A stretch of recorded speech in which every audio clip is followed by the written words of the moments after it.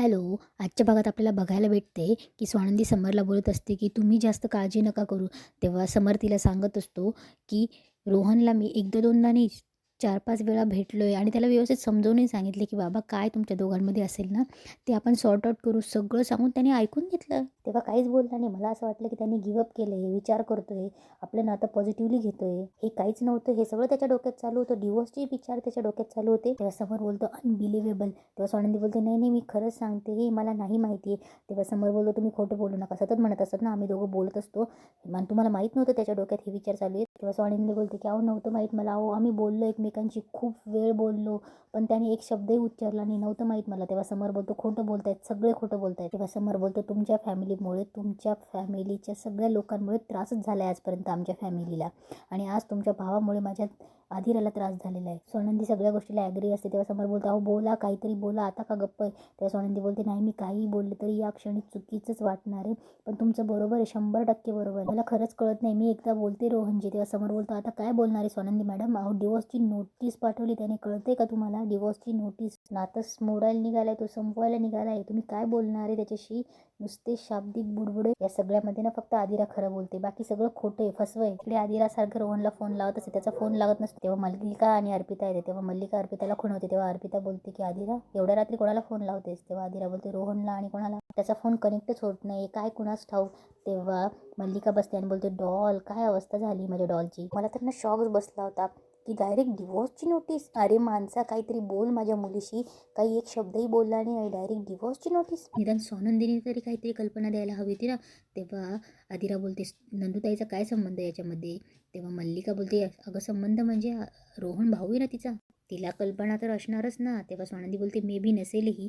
तेव्हा अर्पिता बोलते कमॉन आदिरा, रोहन स्वानंदीला काहीच सांगू शकणार आणि असं नसेलच. दोघं एकमेकांपासून काहीच लपवत नाही, ठाऊक आहे ना तुला. आता हेच घे, रोहनचा ॲक्सिडेंट झाला हे त्याने बहिणीला कळवलं, बायको असून तुला कॉल केला नाही, याच्यावरून तुझं लक्षात आलंच असेल ना. तेव्हा मल्लिका बोलते एक्झॅक्टली, मी पण तुला तेच म्हणते. एवढी मोठी गोष्ट स्वानंदी इथे हिला समजवत बसली असणार आणि रोहन तिकडे डिवोर्सचे पेपरची साईन करायला तयार रेडी असणार, म्हणून कल्पना द्यायची राहिली असेल. तेव्हा अर्पिता बोलते मला तर आधीपासूनच माहिती होतं ती स्वानंदी ना एक नंबरची ढोंगी आहे. हे तिचं गोड वागलं ना सगळं खोटं होतं.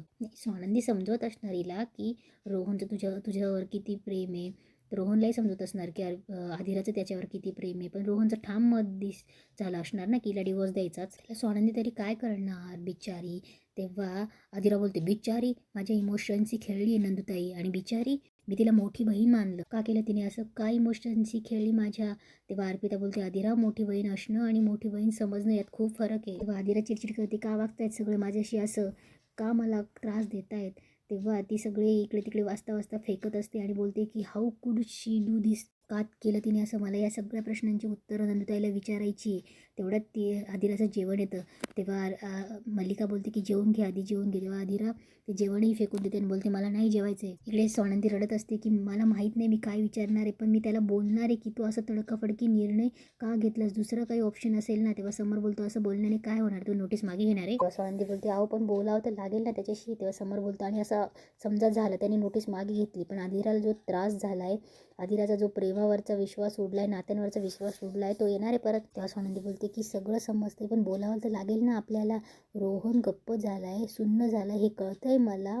तेव्हा समर बोलतो नोटीस बरोबर पाठवली त्याने, ते बरोबर जमलं त्याला. हे बघ स्वानंदी मॅडम, रोहनला कसा त्रास झाला आहे, त्याला कसा तो शून्य झाला हे मला सांगू नका. मला एवढंच कळते की माझी बहीण त्या रोहनमुळे जीव द्यायला निघाली होती, त्यामुळे तुम्हाला मला कोणालाही काही त्रास झाला ना ते मला कळत नाही. एक मुलगी जीव द्यायला निघाली होती एका मुलासाठी. काही काळापूर्वी मी जर आदिराला वाचवलं नसतं ना तर आज ती या जगात नसती. आणि म्हणे रोहन शून्य झालाय म्हणे, इथे येऊन बघा जरा काय अवस्था झाली. तेवढ्यात आदिरा तावत येते आणि बोलते नंदुताई तुला माहिती होतं हे सगळं. तेव्हा स्वानंदी बोलते नाही नाही. तेव्हा आदिरा बोलते आता तरी माझ्याशी खरं बोल प्लीज. तेव्हा समोर बोलतो आदिरा बाळा.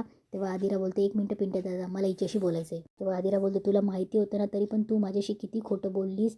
सगळ्यांना माहिती आहे रोहन आणि तू किती क्लोज आहात, आणि ऑफकोर्स तुला माहिती होतं. तेव्हा स्वानंदी रडत असते. आदिरा बोलते का केलं असं, इथे तू माझी खोटी समजूत काढत होतीस आणि रोहन तिकडे डिवोर्सचे पेपर तयार करत होता. तेव्हा आदिरा रडते मुद्दाम केलंस ना तू असं, मला फसवलंस ना. तेव्हा आदिरा स्वानंदी बोलते नाही बाळा. तेव्हा आदिरा बोलते तू चांगलं वागण्याचं नाटक करतेस ना गं हे. स्वानंदी बोलते ऐकून घे ना राजा. तेव्हा आदिरा बोलते मला काही ऐकायचं नाही आहे. मोठी बहीण मानलं होतं मी तुला, खूप विश्वास ठेवला होता, का केलंस असतं. मला वाटलं तू खूप चांगली आहेस, खूप काळजी घेते माझी. पण नाही, तू रोहनसारखीच निघाली यार तू. रोहनसारखंच फसवलंस तू. वरती दाखवलं की किती काळजी घेते, पण रोहनसारखंच फसवलंस तू मला. तेव्हा स्वानंदी बोलते की हो राजा, आम्ही सगळं बोलतो एकमेकांशी, पण मला खरंच नव्हतं माहीत गं. तेव्हा आदिरा बोलते मग जाऊन विचार ना त्याला, तू बहीण आहेस ना त्याची, मग विचार जा त्याला. त्या दिवशी आई आल्या होत्या ना इथे, वाटेल ते बोलल्यात ते मला इथे काय काय. सगळ्यांसमोर माझा इन्सल्ट केला त्यांनी. माझे संस्कार किती वाईट होते हे बोलत होतात ना या. तुमच्या फॅमिलीचे हे संस्कार आहेत, तुम्ही जवळच्या माणसांना असं इझिली तोडून टाकतात का? तेव्हा स्वानंदी बोलते नाही. स्वानंदी खूप रडत असते. तेव्हा स्वानंदी बोलते की का फसवलं तुम्ही मला? नाही, तेव्हा आदिरा बोलते की का फसवलं तुम्ही मला, का केलं असं? तेव्हा स्वानंदी रडत असते आणि बोलते ऐक ना राजा, ऐक ना, मी 100% तुझ्याबरोबर आहे. रोहन 100% चुकीचा आहे. मी त्याला जाब विचारते, मला थोडासा वेळ द्या, मी त्याला विचारते. तेव्हा स्वानंदी फोन लावत असते. तेव्हा स्वानंदी फोन लावण्यासाठी बाहेर जाते. इकडे आदिरा समरजवळ येते आणि त्याच्याजवळ रडत असते. पिंटे दादा, माझी चूक झाली, मी लग्नच करायला नको होतं. तेव्हा समर बोलतो बास बाळा, आहे बघ, कोण चूक आणि कोण बरोबर हे ठरवण्यासाठी खूप वेळ आहे आपल्याकडे. पण एक गोष्ट लक्षात घ्या आदिरा, नातं ही नवरा बायको दोघांची जबाबदारी असते. ही फक्त तुमच्या दोघांचीच जबाबदारी आहे. तेव्हा आदिरा बोलते पिंटे दादा, तुला कन्सोल करता येत नसेल तर प्लीज ना लेक्चर तरी नको देऊ ॲटलीस्ट. इकडे रोहन शांत बसलेला असतो. त्याच्या डोक्यात सारखे तेच विचार येत असतात की मंदाकिनी आदिराच्या घरी राहून काय काय बोलून आली ते. तेवढ्यात मंदाकिनी रोहनला कॉफी घेऊन येते आणि बोलते की बरं वाटेल पी जरा. तेव्हा मंदाकिनी मुद्दामच रोहनजवळ बसते आणि बडबड करत असते की कदम काकी भेटल्या होत्या रे, त्या बोलत होत्या की आता तुमचं घर किती आधीसारखं शांत वाटतं ना. आणि मला पण वाटतंय रे, ते सारखं पार्सलवाल्याचं डोरबेल वाजवणं, ते घरात पार्सलचा पसारा किती शांतता वाटते मला. ते बरंच झालं. मला तर वाटतं ना तू लग्नच नव्हतं करायला पाहिजे त्या मुलीशी. बघ ती मुलगी वाईट आहे मी असं नाही म्हणत, पण त्यांच्या घरासारखं नाही चालणार ना रे आपल्याकडे. तेव्हा रोहन थोडा चिडणार. तेव्हा मंदाकिनी बोलते की मला माहिती आहे तुला राग येईल. तेव्हा मंदाकिनी रोहनला सांगत असते की बघ, चुका होतात आणि आपल्या चुका हे आई बाप पोटात घेत असतात, मुलांच्या चुका. मग असं समज ना, आता ती गेलीच आहे ना, तर चूक झाली जाऊ दे. आता ती गेली आहे ना, तर जाऊ दे, आता तो गोष्ट विषय सोडून दे आता. तेव्हा रोहन बोलतो म्हणजे? तेव्हा मंदाकिनी बोलते आता तुम्ही वेगळे राहतच आहात तर ते काय म्हणतात ते कायद्यानेच वेगळे व्हा ना. ते काय तर बोलतात ते घटस्फोट घेऊन टाका. तेव्हा रोहन थोडा चिडतो आणि उठतो की आई तुला कळतंय का तू काय बोलतेस ते, जरा थांबशील. तेव्हा मंदाकिनी बोलते की हे बघ मला कळतंय, पण अरे काय तुझी अवस्था बघितली का? स्वतःकडे बघ जरा. अशाने लोकांची किती वर्ष आयुष्य उद्ध्वस्त झाले. तेव्हा रोहन बोलतो माझं असं काही होणार नाही आणि तू जरा वेळ निगेटिव्ह नाही बोलली तर काही प्रॉब्लेम होणार आहे का? थांबा ना जरा, मला ब्रेक घेऊ द्या, कंटाळा आलाय मला सगळ्यांच्या वागण्याचा कंटाळा. तेव्हा मंदाकिनी बोलते ऐक राजा, मी आहे ना तुझ्यासोबत. हे बघ आपलं भलं आपल्याला कळतच नाही असं नाही. अशा वेळेस गोंधळतं माणूस. आता तू गोंधळला आहे म्हणून मला बोलावं लागतंय. तेव्हा रोहन बोलतो की काहीही बोलू नकोस, तो जायला लागतो. तेवढ्यात स्वानंदी चिडचिड करत येते आणि बोलते की रोहन. तेव्हा रोहन बोलतो ताई. तेव्हा स्वानंदी तावा तिथे रोहनच्या कानाखाली वाजवते आणि ते रडून विचारते की का केलंस तू असं? तेव्हा रोहन बोलतो की अगं ताई, पण मी काय केलं आहे? तेव्हा स्वानंदी बोलते की अरे का केलेस? अजून तोंड वरती करून विचारतोय. तुझी अक्कल काय गहाण ठेवली का? कोणाला विचारून इतका मोठा निर्णय घेतलास तू? कोणाला सांग ना. तेव्हा रोहन बोलतो अगं ताई कोणता निर्णय? तेव्हा स्वानंदी बोलते नाटक करू नकोस, मला तुला काही कळत नाही मी कशाबद्दल बोलते. मंदाकिनीला थोडं टेन्शन येतं. तेव्हा स्वानंदी बोलते सांग ना, कुठून घेतला हा डिसिजन? एरवी सगळ्या गोष्टी शेअर करतोस ना, ताई करतोस ना, मग इतकी मोठी गोष्ट तुला लपवून ठेवायची वाटली? तेव्हा रोहन बोलतो की ताई तू कशाबद्दल बोलते, मला काहीच कळत नाही. तेव्हा स्वानंदी चिडून बोलते डिवॉर्सबद्दल. आदिराला जो तू पेपर्स पाठवले डिवॉर्सचे त्याच्याबद्दल बोलते मी. रोहन सांग ना का केलंस? एवढं काय झालं होतं तुमच्या दोघांमध्ये रे? इतका कोणता मोठा तू गुन्हा केलास?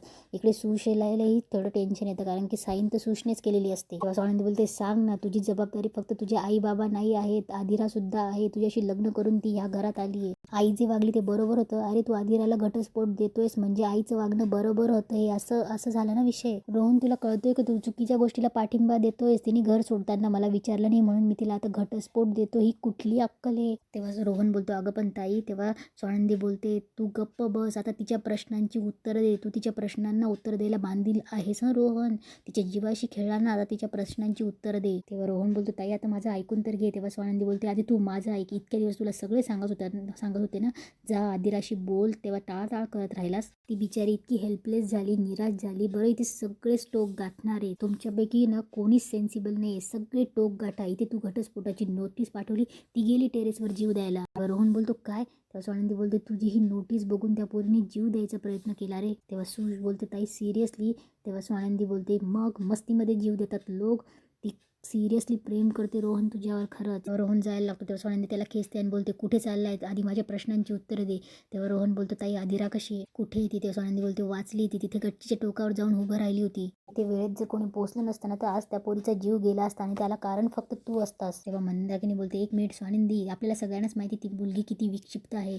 आधी स्वतःच घर सोडून गेली ना, आता काय हे नाटकं करतेस का. रोहनला आपल्या मर्जीत ठेवण्यासाठी, आपल्या मर्जीप्रमाणे वागवण्यासाठी आहे. तेव्हा स्वानंदी बोलते आई अगं जरा तरी विचार कर. अगं ती मुलगी आपल्या जीवाला कंटाळली आहे आणि ते पण ह्या मुलामुळे. याने डिवॉर्सची नोटीस पाठवली आणि ती जीव द्यायला गेली. काही नाटकं करत नाही ती. मी तिच्यासोबत राहते, मला तिची अवस्था दिसते. तेव्हा मंदाकिनी बोलते मग ती घरातून निघून गेली ते काही लग्न टिकवण्यासाठी. तेव्हा स्वानंदी बोलते हो, कारण तिला कळलं की ती या घरात राहून ते लग्न टिकणार नाही. तेव्हा मंदाकिनी बोलते मग आत्महत्येचा प्रयत्न कशाला करायचा, हे बरोबर नाही, हे सरळ सरळ ब्लॅकमेलिंग आहे. हल्लीच्या मुली तर आता मोठ्या मोठे केसेस पण करतात की सासू सासरे त्रास द्यायला लागले. नाही हे सगळ्या क्लुप्त्या आहेत आपल्या नवऱ्याला ताब्यात ठेवण्याच्या. नाही आदिराला आधीपासून आम्ही नकोच होतो, मला माहिती तिला फक्त रोहन हवा होता. आधी ते जमलं नाही, मग आता काय शेंडी तुटो या पारंबी. कसंही करायचं, या पद्धतीने नाही तर या पद्धतीने त्याला इथून घेऊन जायचं. तेव्हा स्वानंदी बोलते की आदिरा यातलं काहीच करत नाही आई, ती आनंदानेच या घरात राहत होती, तू तिचं जगणं मुश्किल करून ठेवलं होतंस. तेव्हा स्वानंदी बोलते आणि हा तिचा नवरा मूग गिळून गप्प बसला, नव्हती ना हिंमत प्रेम करायची, मग प्रेम केलंच कशाला रे. तेव्हा मंदाकिनी बोलते रोहन तू बस बाळा, शांत बस, तू स्वतःला या सगळ्यात जबाबदारी ठरवू नकोस, ती मुलगीच तशी आहे. तेव्हा मंदाकिनी बोलते काय स्वानंदी असं तिचं वागणं झालं का, हे विचार केला तरी माझ्या डोक्याला मुंग्या येतात, टेन्शन येतात मला. तुझं म्हणणं काही अशी सून आम्ही आमच्या घरात ठेवायची, आपण चुकून माकून काही बोललं तर ही जाईल गच्चीवरती जीव द्यायला आणि आम्ही कायद्याच्या कचाट्यामध्ये सापडणार. सगळा प्लॅन आहे तिचा, सगळा प्लॅन आहे. तेव्हा स्वानंदी बोलते आई बास, काही ना फक्त प्रेम आणि माया करत असतात आणि तेवढीच अपेक्षा असते त्यांची.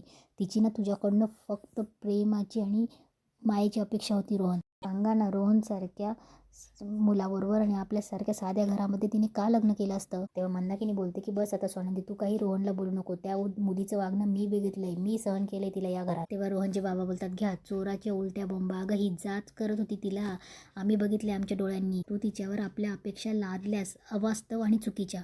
तेव्हा स्वानंदी बोलते आवा बाबा पण याला कळत नव्हतं का, तुला एवढं झालं काय होतं रे की तुला आयुष्यात आदिरा नकोशी झाली होती. तेव्हा रोहन बोलतो अगं ताई मी असं कधीच काही म्हणालो नाही. तेव्हा स्वानंदी बोलते नाही तू म्हणाला काहीच नाही, आपण डायरेक्ट कृतीच केली ना, डायरेक्ट डिवॉर्सचीच नोटीस पाठवली. तेव्हा रोहन बोलतो की अगं ताई मी तेच सांगतोय, मी अशी कधीच कुठली डिवॉर्सची नोटीस पाठवली नाही. स्वानंदी आणि घरातले शॉक होतात आणि इथेच आजचा एपिसोड संपतो.